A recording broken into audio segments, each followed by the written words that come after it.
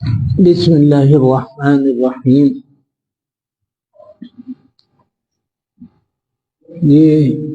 باب توحید کا ہے، یعنی اللہ تعالیٰ کی وحدانیت، اللہ تعالیٰ کے یکتا و تنہا قادر مطلق ہونے کو بتانے کے لیے قائم کیا گیا ہے۔ تو اس باب کی جو احادیث ہیں وہ اللہ تعالیٰ کی عظمت و شان اور قادر مطلق ہونے کو بتاتی ہیں۔ آج کی یہ پہلی حدیث وعن بسم اللہ الرحمن الرحیم وعن عبداللہ بن عباس رضی اللہ عنہما كان قلت خلف النبي صلى الله عليه وسلم يوما فقال يا غلام إني أعلمك كلمات احفظ الله يحفظك احفظ الله تجد تجاهك إذا سألت فاسأل الله وإذا استعنت فاستعن بالله واعلم أن الأمة لو اجتمعت على أن ينفعوك بشيء لم ينفعوك إلا بشيء قد كتب الله لك وإن اجتمعت على أن يضروك بشيء لم يضروك بشيء إلا كتبه الله عليك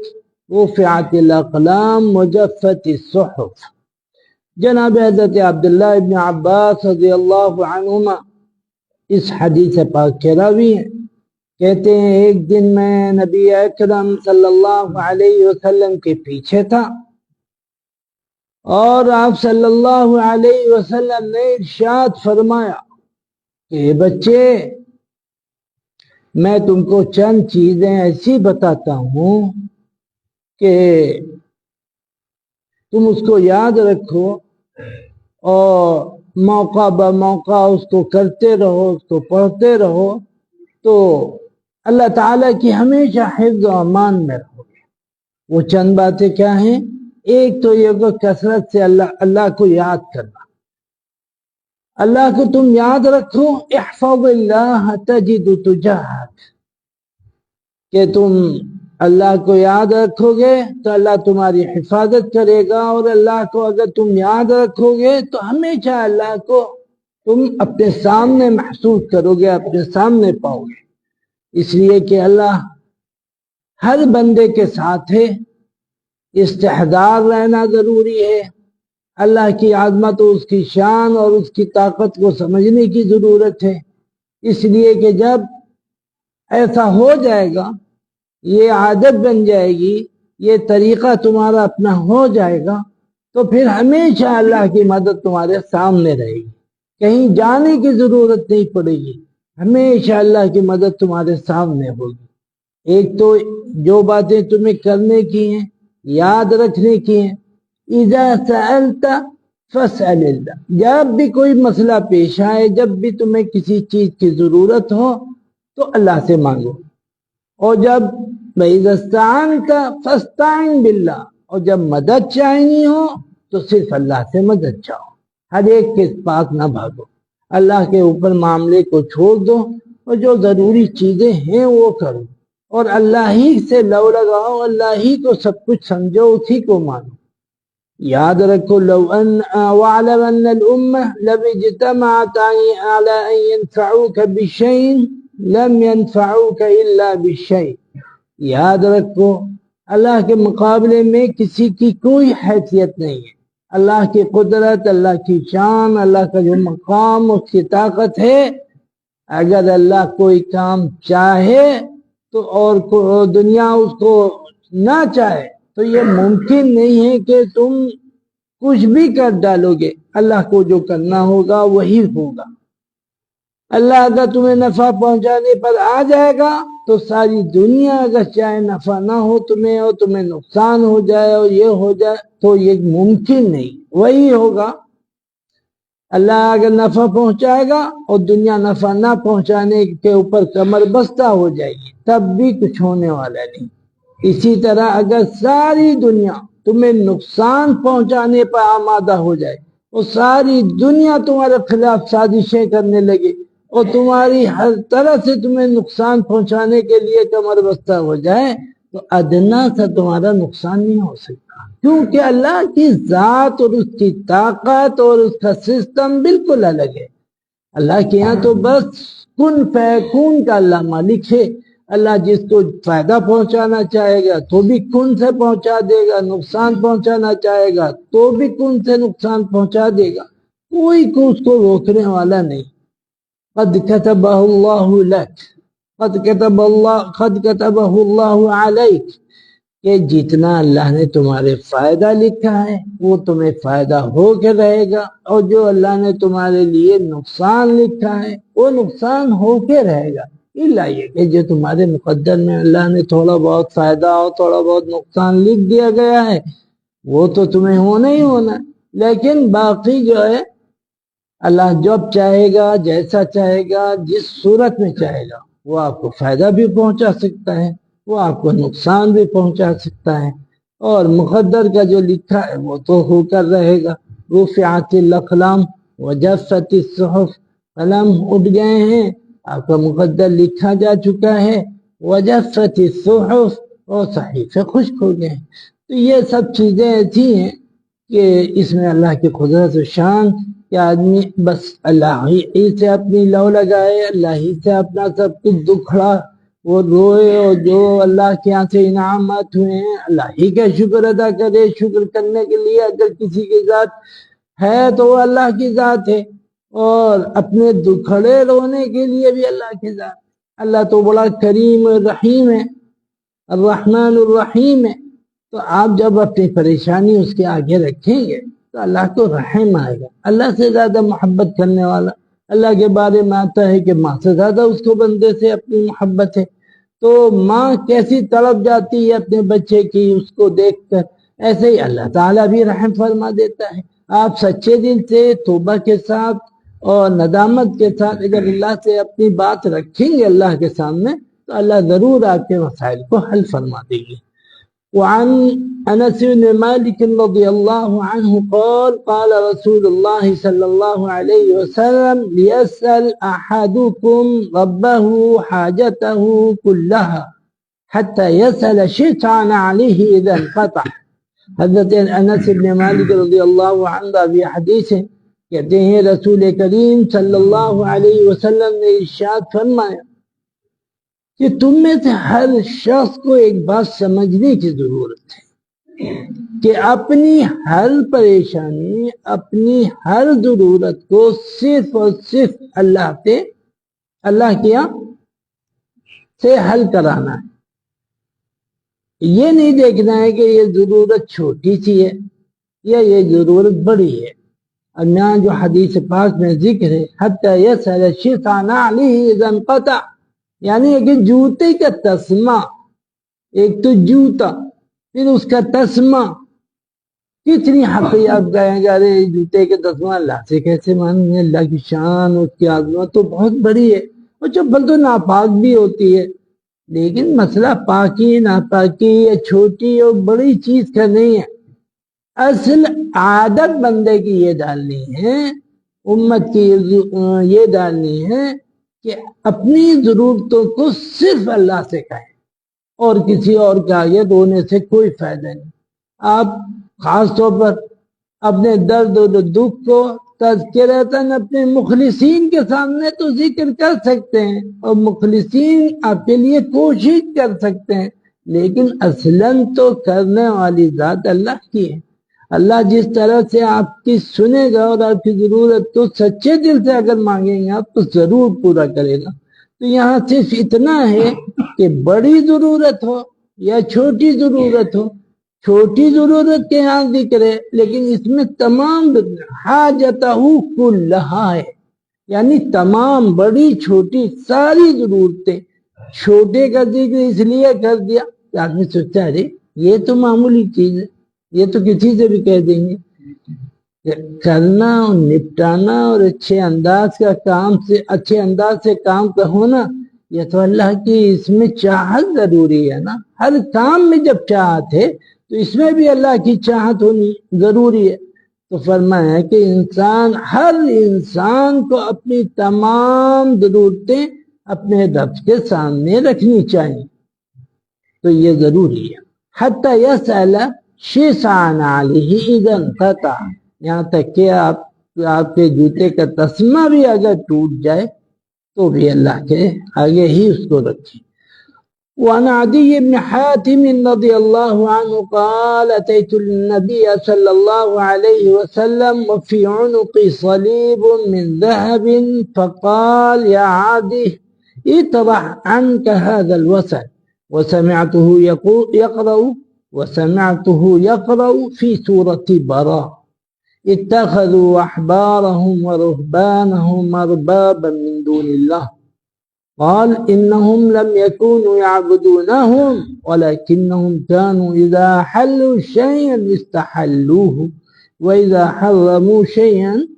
حرموه۔ جناب حضرت عدی ابن حاتم رضی اللہ عنہ راوی حدیث ہیں، کہتے ہیں کہ میں حضور اکرم صلی اللہ علیہ وسلم کی خدمت اقدس میں حاضر ہوا اور میرے گلے میں صلیب ڈیزائن والے ایک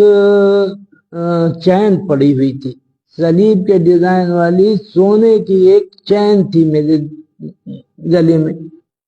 آپ صلی اللہ علیہ وسلم نے جب اس کو دیکھا تو آپ صلی اللہ علیہ وسلم نے کہا یا عدی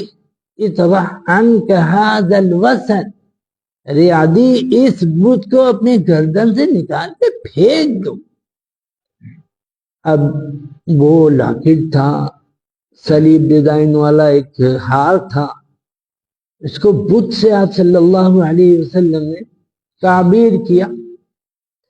وہ جو چیز صلیب کا جو ڈیزائن ہے یہ شاعر میں سے ہے عیسائی مذہب کا، تو کسی مذہب کے شاعر کو اختیار کرنا یہ سنگین بات ہے۔ کسی چھوٹی موٹی چیز کو آدمی کر لے تو وہ بھی، کیونکہ غیر مذہب کی جو ہے مشابہت، اس کے کسی چیز کو آپ کیا اختیار کرنا، جیسے آج کل فیشن میں لڑکے ہاتھ میں کڑا پہنے ہوئے ہیں اور ہاتھ میں یہ لگائے ہوئے ہیں اور بے توجہی میں گلے میں بھی الٹی سیدھی چیزیں پہنے ہیں، تو یہ سراسر حرام۔ صلیب کا ڈال لینا یا اور کسی مذہب کے شاعر کو اختیار کرنا، اس کے جائز ہونے پر کوئی بھی کلام نہیں، ناجائز ہونے پر بالکل کلام نہیں، ایک دم یہ ناجائز چیز ہے، کیونکہ ایک تو مشابہت ہے اور پھر کسی شاعر میں سے کسی چیز کی مشابہت ہے، تو یہ اسی لیے آپ نے سختی سے ان کو اتروا کے ان کے گلے سے اس کو پھکوایا۔ اب کیا ہے یہ، کیوں ایسا ہے؟ یہ اصل میں جب آپ تھوڑی سی کسی کے دل میں کسی غیر مذہب کے شاعر میں سے کسی چیز کا احترام یا دل میں قدر رکھیں گے تو بات آگے بڑھے گی اور پھر اور مسئلہ آگے بڑھ سکتا ہے۔ اسی لیے آپ نے فرمایا کہ بعد میں اس کو برداشت نہیں کیا، اور آپ صلی اللہ علیہ وسلم نے سورہ براء کی اس آیت کی تلاوت فرمائی، اتخذوا احبارهم ورهبانهم اربابا من دون اللہ، کہ ان لوگوں نے جو پوپ ہوتے ہیں یا ان کے جو راہب ہوتے ہیں ان کو رب بنا لیا اللہ کو چھوڑ کر، کیونکہ یہی جب بات بڑھتی ہے، جب بات الٹی سیدھی ہوتی ہے تو پھر دور تک پہنچتی ہے۔ تو اب ان پوپوں کی اور راہبوں کی کیا حیثیت ہے، لیکن ان کی دلوں میں محبت، اور انہی سے اب سارا مسئلہ حل کرواتے ہیں، اپنے رب کی طرف رجوع بھی نہیں کرتے، کیونکہ وہ پوپ جو ہیں یا پادری جو ہیں وہ اس مقام پہ ان کو لوگوں نے پہنچا دیا ہے کہ جو چاہتے ہیں وہ کرتے ہیں، جس کو چاہتے ہیں جائز کرتے ہیں، جس کو چاہتے ہیں ناجائز کر دیتے ہیں، لوگوں کے گناہوں کو معاف کر دیتے ہیں، لوگوں کو کی بہت سی ایسی چیزیں جو سراسر ناجائز ہوتی ہیں اس کو بھی جائز کر دیتے ہیں۔ تو یہ سب چیزیں وہ ہیں جو غیروں کے لیے مناسب نہیں، یہ ساری چیزیں رب العالمین کا کام ہے، کہ وہ لوگوں کے گناہوں کو معاف کرے یا ان کی چیزوں کو جائز ناجائز کرے، یا جو نبی ہو وہ یہ کام کرے کہ چیزوں کو جائز ناجائز وہ بھی اللہ کی طرف سے اس کو وحی کے ذریعے بتایا جاتا ہے۔ تو یہ ساری چیزیں اگر بغیر کسی سوچ کے اور خالی ذہن ہو کر کچھ بھی آدمی کرے گا تو دھیرے دھیرے وہ ان حدوں کو پار کر جائے گا جن کو پار کرنا جائز نہیں۔ تو اس میں بہت صراحت ہے اس بات کی کہ غیر قوم کے شاعر کو اختیار کرنا، کسی بھی شاعر کو اختیار کرنا جو اس کسی بھی مذہب کے لیے خاص ہو، اگر آپ مسلمان ہو کر اس کو اختیار کر رہے ہیں تو کسی بھی صورت میں وہ کرنا جائز نہیں ہوگا۔ وعن قيس بن سعد بن عبادة الأنصاري رضي الله عنه قال أتيت الحيرة فرأيتهم يسجدون لمرذبان لهم فقلت لرسول الله صلى الله عليه وسلم أحق أن يسجدوا له، فأتيت رسول الله صلى الله عليه وسلم فقلت إني أتيت الحيرة فرأيتهم يسجدون لمرذبان لهم فأنت أحق أن يسجد لك، فقال لي أرأيت لو مررت بقبري أكنت تسجد له؟ فقلت لا، فقال لا تفعل۔ یہاں حضرت قیس بن سعد بن عبادہ انصاری کے رضی اللہ عنہما کہتے ہیں کہ میں مقام حیرہ گیا، یعنی حیرہ ایک جگہ کا نام ہے، وہاں میں جب گیا اپنے کسی کام کے لیے تو میں نے دیکھا کہ وہاں کے مقامی جو لوگ ہیں، عام لوگ جو ہیں وہ اپنے سردار کو سجدہ کرتے ہیں۔ تو میں نے اپنے دل میں سوچا یہ سردار، ان کی کیا حیثیت، کیا ان کا وہ ہے کہ لوگ ان کو سجدہ کر رہے ہیں؟ کیا بہترین ہوتا کہ ہم لوگ رسول پاک صلی اللہ علیہ وسلم کو بھی سجدہ کرتے ہیں۔ جب یہ چھٹبئیوں کو سجدہ ہو رہا ہے، دو کوڑی کے لوگ ہیں، ان کی کیا حیثیت ہے؟ تھوڑا سی سرداری ملی ہوئی ہے، باقی اس سے زیادہ تو کچھ بھی نہیں ہے، کچھ ایسے ہی ویسے ہی لوگ ہیں، ارے گاؤں کے پردھان ہیں یا یہ مکھیا بن گئے ہیں، تو اتنا ان کو سجدے کرنے کے لائق اگر کوئی ہو سکتا ہے تو حضور پاک صلی اللہ علیہ وسلم، ان کو سجدہ کیا جائے، کیا مزہ آئے گا ان کو سجدہ کرنے میں؟ جو بھی دل میں خیال آیا ہوگا ان کے۔ تو وہ جب لوٹ کے آئے تو حضور پاک صلی اللہ علیہ وسلم کی خدمت میں آ کر انہوں نے عرض کیا کہ میں مقام حیرہ گیا تو دیکھا سرداروں کو سجدہ کیا جاتا ہے، تو میرے دل میں آیا کہ میں کیوں نہ آپ کو سجدہ کروں، آپ زیادہ حقدار لگتے ہیں ہمیں سجدے کرنے کے لیے، دوسرے لوگوں کی کیا حیثیت؟ آپ تو رحمت للعالمین ہیں اور تو آپ نبیوں کے سردار ہیں، آپ کے اندر تو کیا کیا باتیں دل میں ان کے جو کچھ بھی آیا ہوگا۔ تو آپ صلی اللہ علیہ وسلم نے سیدھے سے ان کو جواب دیا کہ بھائی یہ بتاؤ میرے وصال کے بعد کیا میری قبر پر سے جو تم گزرو گے تو سجدہ کرو؟ کیونکہ اتنی تعلیمات ہو چکی تھی کہ ان کو یہ سب چیزیں معلوم تھی کہ سجدہ خالص اللہ کا حق ہے اور کسی کا حق نہیں ہو سکتا ہے۔ تو آپ نے ان کو اپنی بتائی ہوئی چیزوں پر روشنی ڈالتے ہوئے تھوڑا سا انہوں کو یہ کہا ہوگا، اچھا بتاؤ، آپ نے بتایا ہوگا پہلے سے ان لوگوں کو سمجھایا ہوگا کہ قبروں پہ سجدہ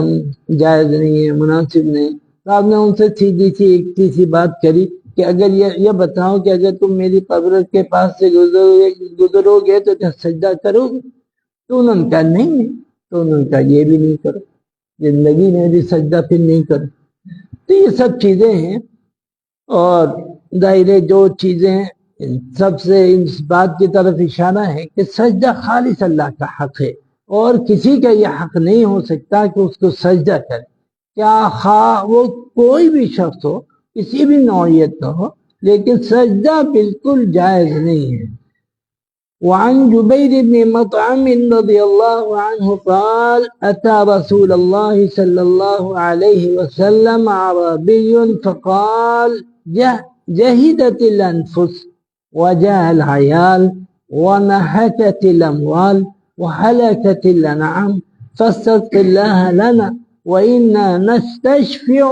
بك على الله ونستشفع بالله عليك. وقال النبي صلى الله عليه وسلم سبحان الله سبحان الله، فما زال يسبح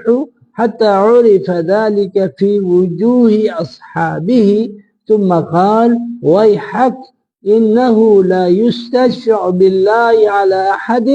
من خلقه شأن الله أعظم من ذلك.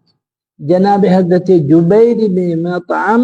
رضی اللہ عنہ راوی حدیث ہیں، کہتے ہیں کہ میں حضور اکرم صلی اللہ علیہ وسلم کے ہاں ایک دیہاتی، ایک عام سا انسان آپ کے ہاں حاضر ہوا اور اس نے اپنا دکھڑا رویا سنایا کہ اے حضور صلی اللہ علیہ وسلم، قحط سالی کا زمانہ آ گیا تھا اور بہت تنگی اور پریشانی کے حالات پیدا ہونے لگے تھے، تو اس نے اپنی بات آپ صلی اللہ علیہ وسلم کے پاس رکھی کہ لوگ بالکل تھک ہار چکے ہیں، بیوی بچے جو ہیں، اہل و عیال جو ہیں وہ بھوکے ہیں، کھانے کو کچھ بھی نہیں ہے، سب ختم ہوتا جا رہا ہے، مال بالکل اختتام کو پہنچ رہا ہے اور جانور بھی مرے جا رہے ہیں پانی کی قلت کی وجہ سے، پیاس کی وجہ سے. تو ہم آپ کو اللہ کے یہاں سفارشی بناتے ہیں، آپ ہمارے لیے پانی کے لیے دعا فرما دیں کہ اللہ اس مصیبت کو دور کر دے، بارش رحمت کی زبردست بارش ہو جائے اور سب سیراب ہو جائے، کھیتی باڑی اگنا شروع ہو جائے، غلہ ہونا شروع ہو جائے، اور اللہ کو آپ کے ہاں سفارشی بنا، آپ کو اللہ کے یہاں سفارشی بناتے ہیں اور اللہ کو بھی آپ کے یہاں سفارشی بناتے ہیں. فقال النبی صلی اللہ علیہ وسلم سبحان اللہ سبحان اللہ. آپ صلی اللہ علیہ وسلم نے سبحان اللہ کا ورد شروع کر دیا، بار بار آپ سبحان اللہ سبحان اللہ سبحان اللہ، جب تک کہ آپ نے موجود لوگوں کے چہروں میں سنگینی کو نہیں دیکھ لیا کہ لوگ اب جا کے سمجھ گئے کہ کچھ غلط ہو گیا، جب تک آپ سبحان اللہ کہتے رہے. پھر آپ نے فرمایا ثم قال ویحک، تمہاری خرابی ہو، تمہاری بربادی ہو، تمہیں اتنا نہیں معلوم کہ اللہ تو کسی کے یہاں سفارشی نہیں بناتے، اللہ تو قدرت والا ہے، وہ تو کن فیکون کا مالک ہے، اللہ کو سفارش کرنے کی کون سی ضرورت، اللہ چاہ لے گا کام ختم ہو جائے گا، اللہ چاہ لے گا کام آپ کا پورا ہو جائے گا، اللہ سفارش تھوڑی کرے گا. کوئی بادشاہ وقت اپنے چپراسی سے کہے کہ اگر آپ کی مرضی ہو تو آپ میرا کام کر دیے، بادشاہ ہو تو یہ کہاں ہو سکتا ہے؟ چپراسی تو کر سکتا ہے سفارش، لیکن بادشاہ سفارش نہیں کرتا، بادشاہ تو عدد کرے گا. ایسے اللہ تعالیٰ تو کوئی مثال نہیں بادشاہ اور اللہ میں، کوئی صرف سمجھنے کے لیے، تو اللہ تو فوراً کن فیکون کا مالک ہے، بس چاہ لے گا اور کام ہو جائے گا، اس کو سفارش کرنے کی ضرورت نہیں. تو آپ نے پھر اس پر بہت کیا اور فرمایا انه لا يستشفع بالله على احد من خلقه، اللہ کو کسی کے یہاں سفارشی نہیں بنا سکتے. اللہ کا مقام، اللہ کا مرتبہ، اس کی طاقت، اس کی عظمت سب چیز سے بڑی ہوئی ہے. اللہ تو چاہے گا تو کام ہو جائے گا، اللہ سفارش نہیں کرتا کسی کے. وعن ربيع بنت معوذ بن العفراء رضي الله عنها قالت جاء النبي صلى الله عليه وسلم فدخل حين بني علي فجلس على فراشي كمجلسك مني فجعلت جويريات لنا يضربن بالدف ويندبن من قتل من آبائي يوم بدر إذ قالت إحداهن وفينا نبي يعلم ما في غد فقال دعي هذه وقولي بالذي كنت تقولي. یہ حضرت ربیع بنت معوذ بن العفراء یہ راویہ ہیں اور روایت کرتی ہیں اور کہتی ہیں کہ نبی کریم صلی اللہ علیہ وسلم ہمارے یہاں تشریف لائے تھے جب شادی کا ایک موقع تھا میرا، اور جیسے اس وقت آپ تشریف فرما ہیں ایسے ہی آپ صلی اللہ علیہ وسلم بھی تشریف فرما تھے، اور شادی کی جو زمانے کی رسم تھی کہ چھوٹی چھوٹی بچیاں گاتی تھیں اور نوحہ خوانی بھی کرتی تھیں، تو وہی ایک طریقہ چل رہا تھا کہ چھوٹی بچیاں اگر دف بجا کر اور تھوڑا بہت اپنے سنجیدہ اشعار پڑھ رہی ہیں تو کوئی حرج کی بات نہیں ہوتی تھی، نہ آج ہے۔ تو بہرحال تو وہ چل رہا تھا، اور بچیاں غزل پڑھ رہی تھیں اور ایسے اشعار جس میں اپنے آباء و اجداد کے تذکرے تھے، ان کی بہادری کے، ان کی ہمت اور ان کی طاقت کے، کہ ایسے ایسے ہمارے باپ دادا تھے اور اس طرح سے انہوں نے دشمنوں کے چھکے چھڑائے اور اس طرح سے کیا اور اس طرح سے کیا۔ اور اشعار پڑھتے پڑھتے اچانک ایک لڑکی نے اس میں یہ شعر بھی پڑھ دیا، وَفِينَا نَبِيٌّ يَعْلَمُ مَا فِي غَدٍ، ہمارے درمیان ایک ایسے نبی ہیں جو کل کی باتیں جو ہونے والی ہوتی ہیں ان کو بھی جان لیتے ہیں۔ آپ نے فوراً روکا اور فرمائے نہیں نہیں، یہ غلط بات ہے، اس شعر کو نہیں پڑھ سکتی، یہ شعر نہیں پڑھ۔ اب یہاں وہی کہ حضور عالم الغیب ہیں یا نہیں ہیں صلی اللہ علیہ وسلم،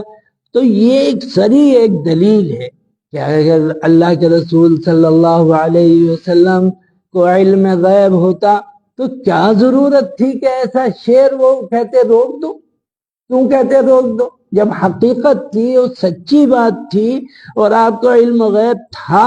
تو اتنا ہی تو کہا تھا وَفِينَا نَبِيٌّ يَعْلَمُ مَا فِي غَدٍ، کہ بھائی ذرا یہ کہ ہمارے درمیان ایک نبی ایسے بھی موجود ہیں جو کل ہونے والی باتوں کو جان لیتے۔ اگر سچائی ہوتی تو جیسے اور دوسرے اشعار پڑھے جا رہے تھے یہ بھی ایک شعر تھا اور اس کو سنا جاتا اور لوگ واہ واہ کرتے اور خوش ہوتے کہ ہماری قسمت، ہماری بڑائی کہ ایسا نبی ہمارے بیچ موجود ہے۔ لیکن کیونکہ حقیقت نہیں تھی، اگر آپ چھپ رہ جاتے تو ایک مستقل غلط فہمی اور اس کی دلیل بن جاتی یہ واقعہ اور یہ مجلس، لیکن آپ نے اس کو پڑھنے نہیں دیا اور کہا نہیں نہیں یہ شعر چھوڑ دو، وَقُولِي بِالَّذِي كُنْتِ تَقُولِينَ، اس کے علاوہ باقی جو تم نے اپنے آباء و اجداد کے تذکرے، ان کی بہادری کے کیا ذکر کر رہی ہو وہ ٹھیک ہے، لیکن یہ شعر نہیں پڑھ سکتی۔ وَفِينَا نَبِيٌّ يَعْلَمُ مَا فِي غَدٍ، کہ ہمارے درمیان ایک ایسا نبی بھی موجود ہے يَعْلَمُ مَا فِي غَدٍ، جو کل کے بارے میں بھی جانتا ہے۔ وعن ابن عباس عن عمر رضي الله عنهم قال قال رسول الله صلى الله عليه وسلم لا تطروني كما أترت النصارى عيسى ابن مريم عليه السلام إنما أنا عبده وقولوا عبده ورسوله۔ یہاں بھی اللہ تعالیٰ کی وحدانیت اور رسول پاک صلی اللہ علیہ وسلم کا جو مقام و مرتبہ ہے اس کو یہاں سمجھنا ہے کہ یہی غلطیاں پچھلی امتوں سے ہوئیں اور پھر مسئلہ کہاں سے کہاں تک پہنچ گیا، پھر کس طرح سے لوگ گمراہ ہوئے۔ تو یہاں حضرت عبداللہ ابن عباس جو ہیں یہ حضرت عمر کے واسطے تھے، اس حدیث کو حضرت عمر کے واسطے سے ان کے ذریعے سے اس کو نقل کرتے ہیں، کہتے ہیں کہ رسول اکرم صلی اللہ علیہ وسلم نے ارشاد فرمایا کہ میری تعریف میں غلو نہ کرو۔ وہی بات وَفِينَا نَبِيٌّ يَعْلَمُ مَا فِي غَدٍ، یا اس طرح کی دوسری تمام چیزیں، تو آپ نے فرمایا کہ میری تعریف میں غلو نہ کرو۔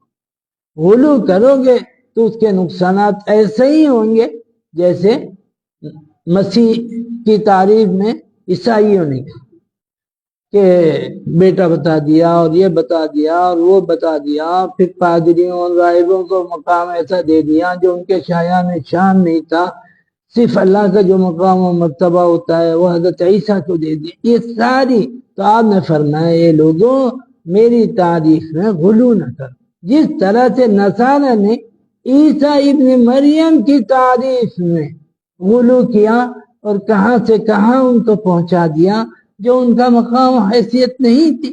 نبی بہرحال نبی ہوتا ہے، اللہ تعالیٰ نہیں بن جایا کرتا۔ اللہ تعالیٰ کو کوئی ریٹائر ہونا نہیں ہے، اللہ تعالیٰ تھکے نہیں ہے، اللہ تعالیٰ کو کسی طرح کی پریشانی نہیں ہے، تو وہ کسی کو بیٹا بنائے، کسی کو بیوی بنائے، کیا ضرورت ہے؟ کیا ضرورت ہے؟ اور اگر ریٹائر ہونے والا کوئی معاملہ ہے تبھی تو وارث بنائے گا، وارث لے کر آئے گا جو اس کا ایسا۔ تو بہرحال آپ صلی اللہ علیہ وسلم نے فرمایا کہ لا تطرونی، مجھے نہ طویل کرو جس طرح سے، یعنی میری تعریف میں غلو نہ کرو جیسا کہ غلو نصارہ نے کیا عیسیٰ ابن مریم کے ساتھ۔ انما انا عبدہ فقولوا عبدہ ورسولہ، میں اس پاک ذات کا اللہ تعالیٰ کا بندہ ہوں، تو تم صرف مجھ کو صرف عبدہ و رسول، اب اس کا بندہ اس کا رسول کہہ سکتے ہو۔ لیکن یہ سب چیزیں کہ وہ غیب کے بعد جانتے ہیں، وہ جس کو چاہیں جنت میں لے کے چلے جائیں گے، جیسا چاہیں گے ویسا کر لے جائیں گے۔ تو اللہ اصلاً اللہ کی طاقت ہے، اللہ کی عظمت ہے، اللہ ہی سب کچھ کرنے والا ہے۔ محمد صلی اللہ علیہ وسلم ان پر لاکھوں کروڑوں درود ہو، سلام ہو، ان کو بھی اللہ تعالیٰ ہی نے بنایا، وہ الگ سے نہیں آئے، وہ اللہ تعالیٰ کا مقابلہ کرنے نہیں آئے، اللہ کے مقام اور مرتبے کو سمجھانے آئے امت کو کہ آپ کوئی ایسی چیز نہ کیجئے جو اللہ کی شان کے خلاف ہو۔ یہ ساری چیزوں کو وہ خود بتانے آئے۔ محمد صلی اللہ علیہ وسلم کا مقام و مرتبہ اللہ ہی نے طے کیا ہے، ہم جو کچھ ان کو سمجھتے ہیں مانتے ہیں وہ اللہ ہی کی طرف سے ہے۔ تو کوئی الگ سے ان کو اگر آپ غلو ان کی شان میں کریں گے، الٹا سیدھا ان کی شان میں لگائیں گے، تو ظاہر ہے کہ آپ خود ہی نقصان اٹھانے والے ہوں گے اور اللہ کی شان اور اس کے مقام و مرتبے میں شرک کرنے والے آپ بن سکتے ہیں۔ تو ہر چیز میں احتیاط ضروری ہے۔ وعن ابی ہریرہ رضی اللہ عنہ ان رسول اللہ صلی اللہ علیہ وسلم لا يقولن احدكم عبدي وامتي كلكم عبيد الله وكل نسائكم اماء الله ولكن ليقل غلامي وجاريتي وفتايا وفتاتي ولا يقل العبد ربي وليقل سيدي ومولاي وفي رواية لا يقل العبد لسيده مولاي فإن مولاكم اللہ۔ جناب حضرت ابو ہریرہ رضی اللہ عنہ راوی حدیث ہے کہ رسول کریم صلی اللہ علیہ وسلم کا ارشاد گرامی ہے، تم میں سے کوئی شخص اپنے نوکر کو، اپنے یہاں کام کرنے والے کو عبدی و امتی، یعنی کام کرنے والا ہو یا کام کرنے والی ہو، اس کو عبد اور امت نہیں کہہ سکتے۔ کیوں؟ عبدیت یہ اللہ کے لیے خاص ہے، آپ مالک ہیں، آپ اس کے باس ہیں، کچھ بھی ہیں آپ، تو آپ جو ہیں اپنے نوکر چاکر کو اس انداز سے نہیں بلا سکتے ہیں یہ میرے بندے، یہ میری بندی، یہ سب اللہ کا خاص، اللہ کے لیے خاص ہیں۔ بندے اور بندی صرف اللہ کے ہوتے ہیں، کسی انسان کا بندہ اور بندی نہیں ہو سکتا۔ اگر کوئی اس طرح سے کہتا ہے تو وہ گویا کہ اللہ کی شان میں گستاخی کرتا ہے۔ عبدیت یہ ساری چیزیں اللہ کے لیے ہیں، اور اس لیے کہ آگے فرمایا کلکم عبید اللہ، تم سب کے سب اللہ کے بندے ہو، وَكُلُّ نِسَائِكُمْ إِمَاءُ اللَّهِ، اور ساری جتنی عورتیں ہیں یہ سب اللہ کی بندیاں، کسی اپنے شوہر کی کہہ لیجئے یا اپنے مالک کی کہہ لیجئے یا گاؤں کے مکھیا کے سلسلے میں آپ کہہ لیجئے، اس کی بندیاں تھوڑی، بندیاں تو صرف اللہ کی ہو سکتی ہیں، اور جتنے مرد ہیں یہ سب اللہ کے بندے ہو سکتے ہیں۔ تو پھر کیا کہے؟ ولیکن لیقل، لیکن وہ کہے غلامی وجاریتی وفتایا وفتاتی، یعنی میرے نوجوان میرے بہادر انسان، یہ سب چیزیں اس طرح کی چیزیں جو دوسری ہو سکتی ہیں، جس میں ابدیت کا کچھ نہ ہونا چاہیے، وہ سب کچھ آدمی۔ اور اسی طرح جو غلام ہو، یعنی جس کو ہم کہہ دیں نوکر چاکر ہے، وہ بھی اپنے مالک کو ربی یا سیدی، یہ سب نہ کہ ایک روایت میں ہے کہ سیدی کہہ لے، رب نہیں کہہ سکتا، سیدی کہہ لے، مولایا کہہ لے، میرے کارساز تو اللہ۔ ایک دوسری روایت میں ہے کہ بندہ مولایا بھی نہیں کہہ سکتا، یعنی نوکر مولایا بھی نہیں کہہ سکتا۔ کیوں نہیں کہہ سکتا؟ فَإِنَّ مَوْلَاكُمُ اللَّهُ، مولا تو اللہ ہے، کام کا کرنے والا، کام کرنے والا، کارساز جو ہے وہ تو اللہ کی ذات ہے۔ تو اس طرح کے کیا اب بھی بہت جگہ دیکھا تو بہت سے لوگ تو یوں ہی بولتے ہیں اے بندے، یہاں تک تو ٹھیک ہے، بہت سے ایسے بولتے میرے بندے، اے میرے بندے، اے میرے بندے، جانتے ہی نہیں ہیں، سمجھتے ہی نہیں ہیں، بندے کے مطلب نہیں جانتے۔ تو یہ غلط فہمی میں بلا وجہ کی چیزیں ہوتی ہیں، تو بڑی احتیاط لازم ہے۔ اب لوگ عبد الغفار نام ہے، عبد الرحیم نام ہے، عبد المجید نام ہے، آرام سے مجید، غفار اور یہ سب چیزیں پکارتے ہیں لوگ، عبدیت، عبد کے لفظ کو نہیں ساتھ میں جوڑتے ہیں۔ یہ ساری بے احتیاطیاں ہوتی ہیں اور یہ نہیں ہونی چاہیے۔ عبد لگا کر ہی کسی کا نام پکارنا چاہیے، عبد الرحمن، عبد الرحیم، عبداللہ۔ اب عبداللہ ہے تو عبدیہ ہٹا دیے تو کہیے اللہ، اے اللہ یہاں آ جاؤ، اے اللہ وہاں آ جاؤ۔ وہاں تو آپ سمجھتے ہیں کہ یہ اللہ کر کے نہیں پکارتے، ایسے یہ الرحیم کہہ کے بھی نہیں پکارنا چاہیے، رحمان کہہ کے بھی نہیں پکارنا چاہیے۔ تو غلط فہمی، غلط چیزیں ہوتی ہیں اور ان کو ختم کرنا چاہیے۔ وعن ابن عمر رضی اللہ عنہما ان رسول اللہ صلی اللہ علیہ وسلم قال الا ان اللہ ينهاكم ان تحلفوا بآبائكم من كان حالفا فليحلف بالله او ليصمت، کہ عبداللہ ابن عمر رضی اللہ عنہ راوی حدیث ہیں، کہتے ہیں رسول اکرم صلی اللہ علیہ وسلم نے ارشاد فرمایا کہ اے لوگوں، قسمیں کھانا اگر ہے تو صرف اللہ کی قسم کھایا کھا، یہ نہیں کہ صاحب قسم کسی کی بھی کھا رہے، اپنی جان کی قسم، تمہاری قسم، اپنے باپ کی قسم، اپنی ماں کی قسم، خالص جہالت کی باتیں ہیں، کم علمی کی باتیں ہیں۔ قسم ایک بہت بڑی چیز ہے۔ سب سے اچھا تو یہ ہے آدمی کم سے کم قسم کھائے، اور زیادہ قسمیں کھانے کا اگر مزاج ہے تو جھوٹی قسم آرام سے کھائے گا، کیونکہ وہ عادی ہے، انام شناب قسمیں کھایا کرتا ہے۔ آدمی اگر کہیے 6 مہینے سال بھر میں ایک بار قسم کھانی پڑے تو وہی اچھا ہے، یہ نہیں کہ بات میں، تھوڑی سی بات میں، ارے بھائی کہاں جا رہے ہو، کتنی سے، ارے بس آتے ہیں، اللہ کی قسم ابھی آتے ہیں۔ مطلب بے ضرورت قسمیں کھانا، قسم کی حیثیت کو کم کرنا ہے۔ قسم ایک بہت عظیم چیز ہے، قسم معمولی چیز نہیں ہے۔ زیادہ سے زیادہ کوشش کیجیے کہ قسم کھانی ہی نہ پڑے۔ ہاں اگر ناگزیر ہو جائے، کوئی چارہ نہ بچے، قسم کھانا ضروری ہو تو ہی قسم کھائے، اور قسم کھائے تو صرف اللہ کی قسم کھائے۔ کچھ بھی لوگوں کو پتہ نہیں ہے، مسلمان ہیں، سب کچھ ہے، قسم کھا رہے ہیں، میری قسم، تیری قسم، اور ماں کی قسم، اور ابا کی قسم، قسم نہیں ہو گئی بالکل، وہ ایک بے حیثیت چیز ہو گئی۔ ارے قسم کھائے نا آدمی، اور کھائے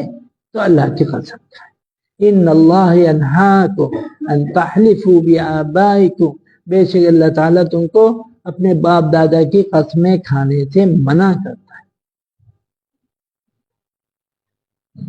من کان حالفا فلیحلف باللہ او لیصمت، جس کو قسم کھانی ہے تو وہ اللہ کی قسم کھائے اور نہ چپ رہے، قسم نہ کھائے، او لیصمت، کہ وہ چپ رہے، قسم نہ کھائے۔ تو اس سے بھی پتہ چلا کہ قسمیں بہت کم کھانا چاہیے، کھانا ہی نہیں چاہیے۔ ہو گیا ٹائم جانتا ہوں۔ وعن عابس بن ربيعة قال رأيت عمر بن الخطاب رضي الله عنه يقبل الحجر يعني الأسود ويقول إني لأعلم أنك حجر لا تضر ولا تنفع ولولا أني رأيت رسول الله صلى الله عليه وسلم يقبلك ما قبلتك. يختم تسلل الله إن شاء الله ما ذلك وقت. سبحان الله وبحمده سبحان الله العظيم سبحانك اللهم وبحمدك نشهد أن لا إله إلا أنت ونستغفرك ونتوب إليك.